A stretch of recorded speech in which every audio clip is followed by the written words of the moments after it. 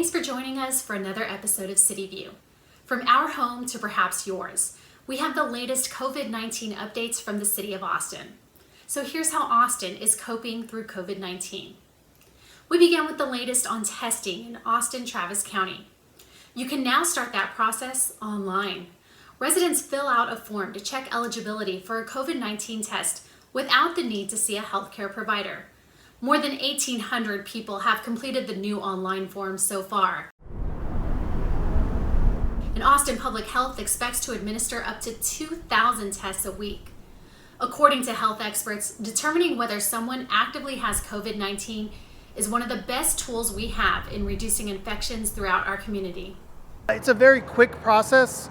Most of the information is going to be passed through an email beforehand that they'll receive the day before. But once they do get on site, it's been taking anywhere from 10 to 25 minutes to get through. As soon as you're checked in, they're going to make a label just for your sample. Once that label is made, you go right into what we call the hot zone, is where you're going to be tested. You're going to go ahead and crack your window. As soon as you do that, you get the nasal swab, and then you're out, and then you leave. And then what's going to happen is 2 to 3 days later, you'll receive all your results on the patient portal that we've created.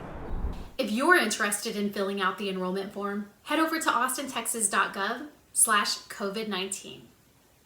Understanding the many symptoms of this virus can be confusing. It's important to know the difference between symptoms where you should call your doctor or a telehealth provider versus symptoms that prompt a trip to the ER. If you are experiencing milder symptoms like a headache, cough, fever, sore throat, diarrhea, chills, muscle pains, loss of taste or smell, call your healthcare provider. Severe symptoms of COVID-19 include difficulty breathing, chest pain, confusion, and high fever. Experiencing any of those symptoms means it's time to get to an emergency room or call 911. For more information, visit austintexas.gov/COVID-19. Miss the April 28th special called City Council meeting? No worries. Watch the recording at atxn.tv. Here's a quick recap. In response to Governor Abbott's order to open Texas cities in phases, Dr. Mark Escott, Austin-Travis County Interim Health Authority, raised concerns about any rush to relax rules aimed at slowing the spread of COVID-19. He emphasized that Austin is still preparing contact tracing, ramping up testing, and working to protect vulnerable populations. Dr. Lauren Myers from the University of Texas at Austin told City Council that individuals could still help prevent the spread of COVID-19 by continuing to reduce contact with others, staying home, wearing cloth face coverings, and maintaining physical distance. Austin Mayor Steve Adler stated that at the end of the day, as a community, it will be up to the people of Austin to decide on next steps.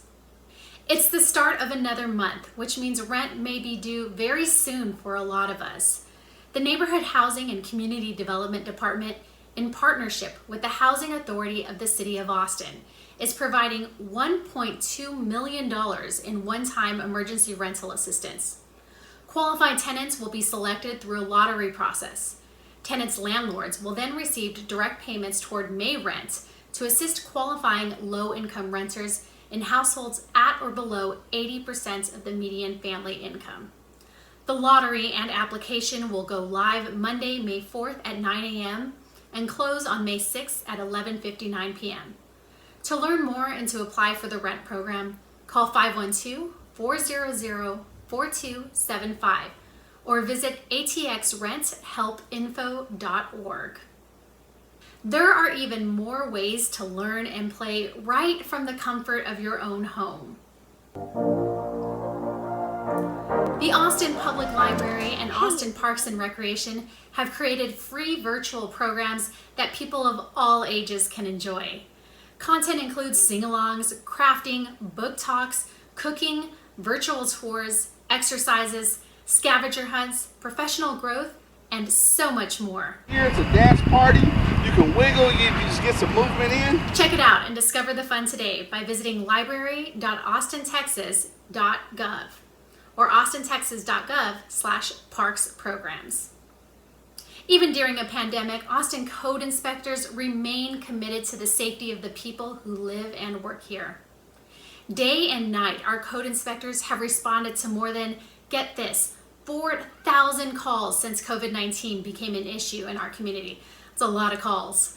While many in the community stay home, Austin code inspectors pound the pavement, making sure we're all abiding by city codes and ordinances. While COVID-19 has challenged our community to adapt to a new way of living, we certainly are thankful for our code inspectors who, even in the face of a pandemic, make sure local code requirements are met, keeping all of us safe. That's it for this week's City View. Thank you for watching, Austin. Be sure to catch up on all of the latest information on our social media channels and on our dedicated webpage, austintexas.gov/COVID-19. I'm your host, Marissa Monroy. Stay well, Austin.